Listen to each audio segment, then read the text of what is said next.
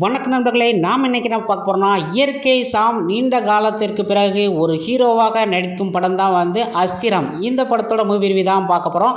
இந்த படத்தோட கதை என்னன்னா, முதல்ல வந்து கொடைக்கானலில் காமிக்கிறாங்க. கொடைக்கானலில் வந்து ஒரு பார்க் இருக்குது. அந்த பார்க்கில் வந்து ஒருத்தர் வந்து அவரை வந்து கவுத்தில் வந்து கத்தியால் வந்து குத்தி வந்து அவரே வந்து இறந்துடுறாரு.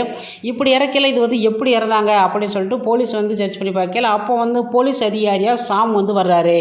சாம் வந்தவொடனே இது என்ன எப்படி செத்தாரு அப்படி சொல்லிட்டு கண்டுபிடிக்கல. அப்போ வந்து சென்னையில் வந்து இதே மாதிரி 2 பேர் வந்து இதே மாதிரி தன்னைத்தானே வந்து குத்தி வந்து இறந்துக்கிறாங்க. இதுக்கடுத்து வந்து இந்த மர்மங்கள் என்ன, எதனால் வந்து இவங்க குத்தி இறக்குறாங்க, இதுக்கு பின்னாடி என்ன சூழ்ச்சி இருக்குது அப்படிங்கிறத கண்டுபிடிக்கிறதா இந்த படத்தோட கதை. சாம் வந்து நீண்ட வருடம் கழித்து வந்து தனக்கு ஏற்ற ஒரு கதாபாத்திரத்தை வந்து நடிச்சிருக்கிறாரு. படம் முழுவதுமே வந்து நம்மை போலவே யார் தான் இந்த கொலையை செய்கிறது, எதனால் வந்து இப்படி வந்து தற்கொலை பண்ணுறாங்க அப்படின்னு ஒரு பதட்டமான ஒரு விறுவிறுப்பான ஒரு கதையை வந்து அருமையாக வந்து கொடுத்துருக்கிறாரு இயக்குனர்.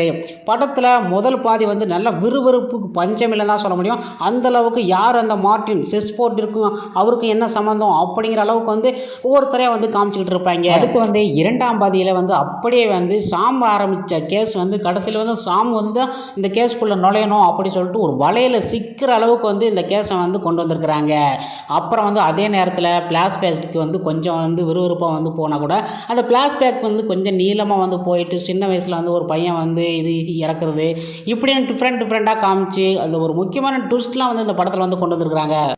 இந்த படத்தில் வந்து சாம் தவிர மற்ற எல்லாமே வந்து கொஞ்சம் தான் சொல்ல முடியும். மற்ற கதாபாத்திரம் எல்லாமே வந்து அந்தளவுக்கு இல்லை. சாம் தான் வந்து ஃபுல்லாக இன்வெஸ்டிகேஷன் எல்லாமே வந்து இவர் தான் வந்து இந்த படத்தை வந்து காமிச்சிக்கிட்டே இருக்காங்க. அவர் என்னவா இருக்கும்ட்டு. ஆனால் இதில் என்ன சொல்கிறது, ஃப்ளாஷ்பேக்கில் அந்த சிறுவனோட நடிப்பு வந்து அருமையாக வந்து சூப்பராக நடிச்சிருப்பான்.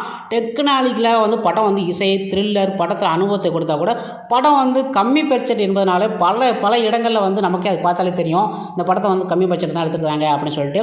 இதில் வந்து ப்ளஸ்ஸும் சொல்லப்போனால் படத்தில் முதல் பாதி சாமோட நடிப்பு வந்து கதைக்கெல்லாம் சூப்பரும் சொல்ல முடியும். பல்ப்புன்னு சொல்லப்போனால் ஃப்ளாஷ்பேக் வந்து கொஞ்சம் வந்து இழுவையாக வந்து 2ஆம் பாதியில் வந்து அமைஞ்சிருக்குது. அத்தனை போராட்டத்துக்கும் கிளைமேக்ஸ் இன்னும் வந்து எச்எப்தி இருக்கலாம் அப்படின்னு எக்ஸ்ட்ரா வந்து எடுத்துக்கலாம் அப்படின்னு தான் சொல்ல முடியும். மொத்தத்தில் சிறு பட்ஜெட்டில் ஒரு டீசென்ட் த்ரில்லர் பார்த்த அனுபவத்தை இந்த படம் தரும். இந்த படத்துக்கு நான் கொடுக்க வேண்டிய ரேட்டிங் வந்து 5க்கு வந்து 2.75 கொடுக்குறோம். ஃபேமிலியோட ஒரு த்ரில்லர் படம் வீக்கெண்டில் என்ஜாய் பண்ணலாம். ஒரு டிஃப்ரெண்ட்டான மூவி அப்படி தான் சொல்ல முடியும். ஓகே ஃப்ரெண்ட்ஸ், உங்களுக்கு வீடியோ பிடிச்சினா மறக்காம சேனலில் சப்ஸ்கிரைப் பண்ணுங்கள், லைக் பண்ணுங்கள், ஷேர் பண்ணுங்கள். இந்த படத்தை நீங்கள் கண்டிப்பாக போய் பார்க்கலாம். நன்றி, வணக்கம்.